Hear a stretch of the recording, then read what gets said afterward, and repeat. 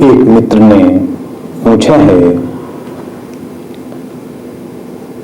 कि शिव सूत्रों पर बोलते हुए आपने जागृत, स्वप्न और सुषुप्ति की बात की थी। ये स्वप्न जो बीच में कहा गया है जागृत और सुषुप्ति के बीच, लेकिन कभी कभी ऐसा लगता है कि जिसे हम अपनी जागृति समझते हैं वो भी एक प्रकार का स्वप्न ही है। कृपया मार्गदर्शन करें। जो स्वप्न है, तुम्हारा जो ड्रीम है, सपना है, वो तुम्हारी चेतना की एक अवस्था है।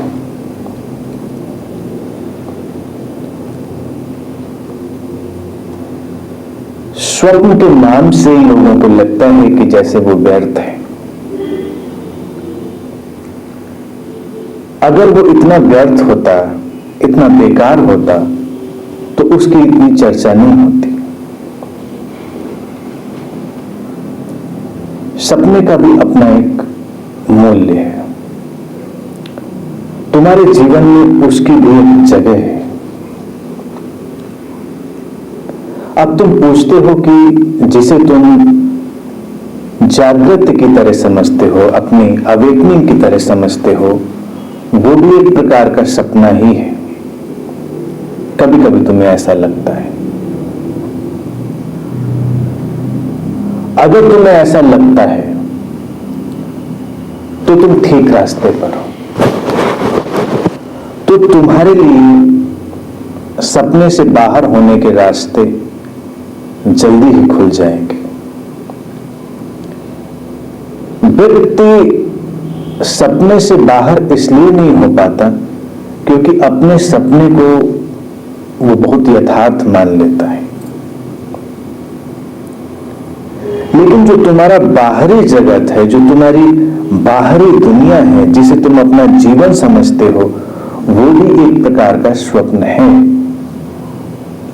ये एक भिन्न दृष्टि से देखी गई सच्चाई है। और कई संबुद्ध सद्गुरुओं ने इसे कहा भी है कि तुम्हारा ये संसार सपने की तरह है, ये ध्यान विधि की तरह भी है। विज्ञान भैरव तंत्र में हम एक ध्यान विधि भी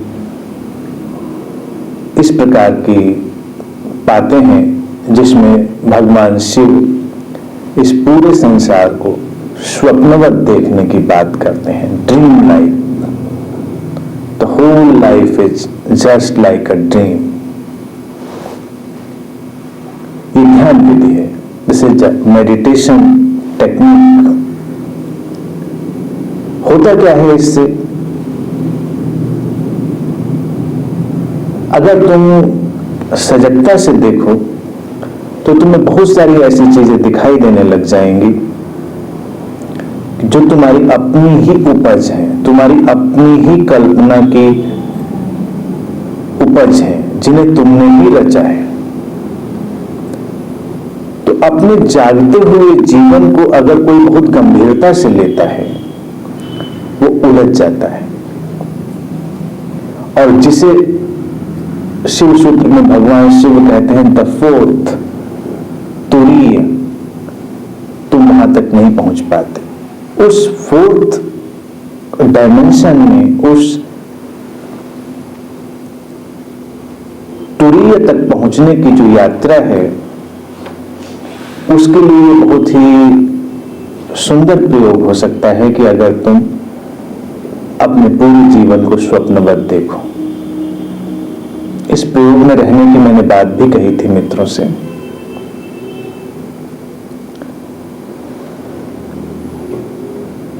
कई आध्यात्मिक ग्रंथ इस प्रकार की बात भी कहते हैं कि सृष्टि की रचना परमात्मा का एक स्वप्न है। परमात्मा ने एक सपना देखा और वो इस सृष्टि की तरह, इस संसार की तरह प्रकट हो गया। अब अगर तुम जागरूक होकर अपने जीवन को देखना प्रारंभ करो तो क्या ऐसा नहीं तुम्हें दिखाई देगा कि जो कुछ भी तुम्हारे बाहर के जीवन में घट रहा है वो कहीं ना कहीं से तुम्हारे अंदर के जीवन से ही निकला है, वो तुम्हारे स्वप्न से ही निकला है।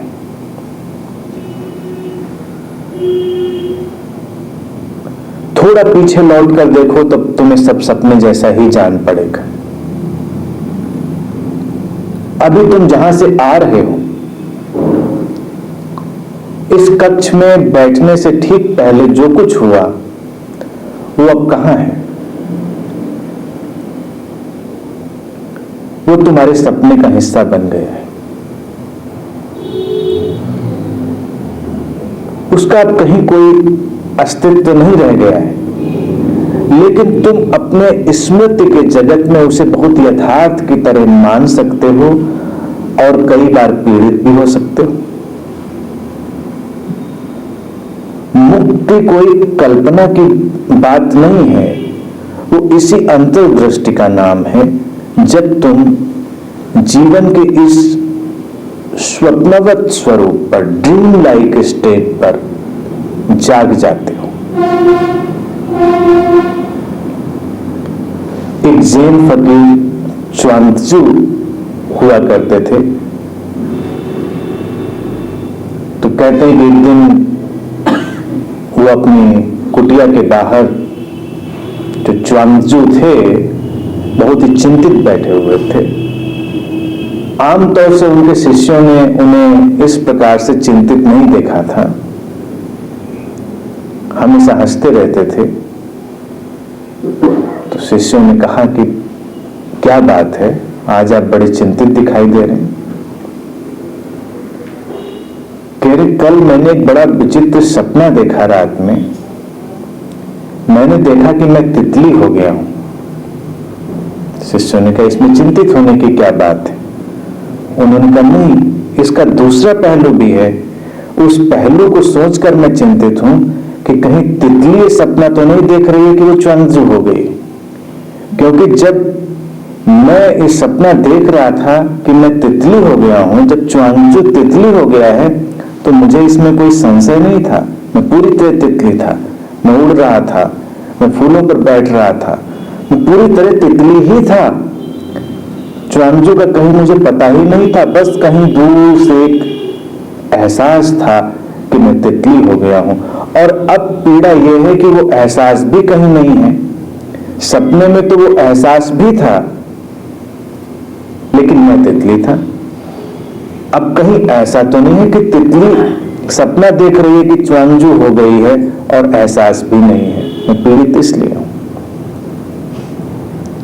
च्वांगत्जू एक संबुद्ध सदगुरु हैं, वो मानवीय मन की बात कह रहे हैं। वो ह्यूमन माइंड की जो मिस्ट्रीज हैं उनके बारे में बात कर रहे हैं। ये सदगुरुओं के अपने अपने ढंग होते हैं बात कहने के।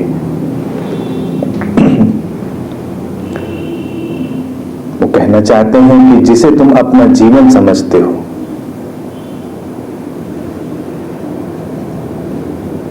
वो एक प्रकार का तुम्हारा सपना है। तुम इससे जाग सकते हो।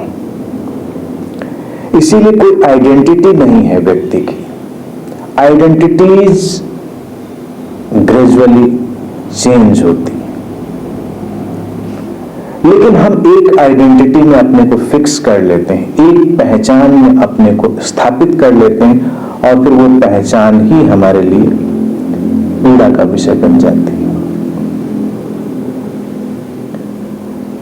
एक साधक अपनी पहचान के बंधनों से मुक्त हो जाता है। Meditator has no identity. जब आइडेंटिटी नहीं है, पहचान नहीं है, कोई सपना नहीं है, तब क्या है? तब जो है वही वास्तविकता है, द प्योर इजनेस। तो इस अनुभव में तुम गहरे उतर सकते हो। जागृत बातों को बहुत गंभीरता से मत लो। उनको तुम उपयोग की दृष्टि से केवल काम में ले सकते हो, लेकिन तुम इतने गंभीर हो जाते हो कि तुम जान दे सकते हो, ले सकते हो, इतने गंभीर हो जाते हो, जबकि वो भी एक सपना है। सपने में भी अगर कोई गंभीर हो जाए तो तुम देखो कितना कष्ट पाता है।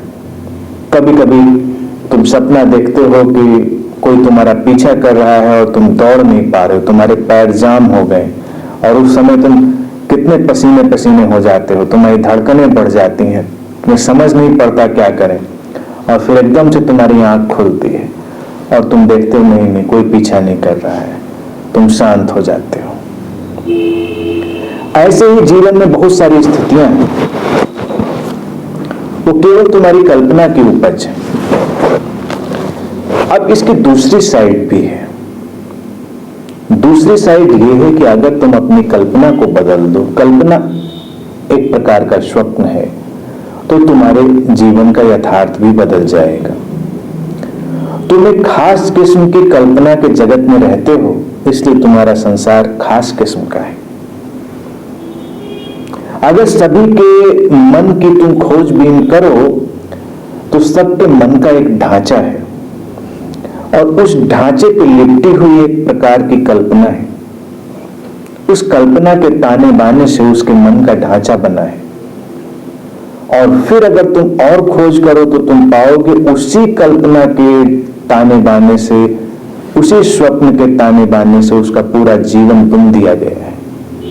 तुम चाहो तो कल्पना के उस ढांचे को बदल सकते हो, उसको बदलोगे तो तुम्हारा बाहर का जीवन भी बदल जाएगा। तब तुम्हें अपने स्वप्न से खेलना आ जाएगा, तुम प्लेफुल हो जाओगे, और अपने जागृत जीवन के प्रति प्लेफुल हो जाना, खेलपूर्ण हो जाना ही मुक्ति है, और वही वास्तविक जागृति है, और वही तुम्हें तुरीय में ले जाता है, जिसको फोर्थ कहते हैं।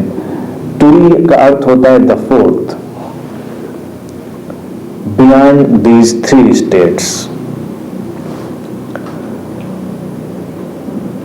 और उसी को साक्षी भी कहते हैं। साक्षी, अगर तुम जीवन को स्वप्नवत देखे बिना अनुभव करोगे तो तुम्हारा साक्षी भी, तुम्हारा विटनेस भी एक सपना ही होगा।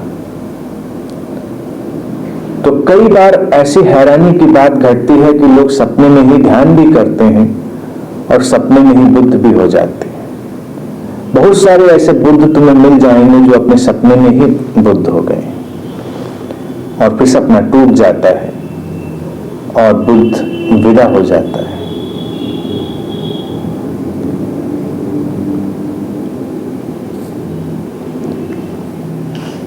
लेकिन जो तुम्हारा सपने को देखने वाला भाग है, वो हमेशा बना रहता है। जीवन के साथ अड़चन ये हो गई है कि तुम उस एलिमेंट को, उस डायमेंशन को भूल गए हो। इसीलिए स्वप्न की बहुत बड़ी उपयोगिता है। अगर कोई व्यक्ति बस उतनी ही उपयोगिता को पकड़ ले, अपने ड्रीम की उस यूटिलिटी को, तो पूरा जीवन ट्रांसफॉर्म हो सकता है। किसी ध्यान की जरूरत नहीं, वो अल्टीमेट मेडिटेशन है। स्वप्न में तुम हमेशा देखोगे कि तुम एक पात्र हो और तुम देखने वाले भी हो। देखने वाला लेकिन कभी दिखाई नहीं देता। तुम ये जानते हो कि तुम देख रहे हो, और तुम अपने को देख रहे हो, तुम दूसरों को देख रहे हो, तुम सब कुछ देख रहे हो, लेकिन इस देखने वाले के बारे में कुछ अनुमान नहीं लगता। वही तुम्हारा वीकनेस है। अपने जागते हुए जीवन में भी अगर तुम उस ऑब्जर्वर को, उस देखने वाले को प्रवेश करा सको, जो तुम्हारे पूरे जीवन को कहीं से देख रहा हो, तुम एक अभिनय कर रहे हो, तुम दूसरा पार्ट कर रहे हो, तुम यहां से वहां बहुत सारी गतिविधियां कर रहे हो, लेकिन तुम्हारे अंदर एक ऑब्जर्वर है, एक साक्षी है, विटनेस है, जो इस सबको देख रहा है। धीरे धीरे जीवन तुम्हारा बदलने लगता है, धीरे धीरे जीवन ट्रांसफॉर्म होने लगता है। तो इस पर प्रयोग कर सकते हो, ये सुंदर बात है, ये बहुत अच्छी बात है।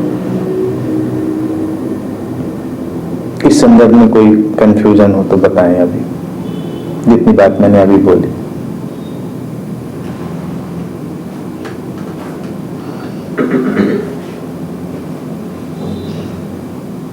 संक्षेप में जो हम जो विभिन्न भूमिकाएं निभाते हैं, जैसे हम कहीं वर्क कर रहे हैं, घर में हैं, कहीं अपने रिश्तों में, तो अंदर से महसूस करना कि देखिए मैं अभी ये कर रहा था, अब मैं इस रूप में हूँ, क्या इसी यही होश है? या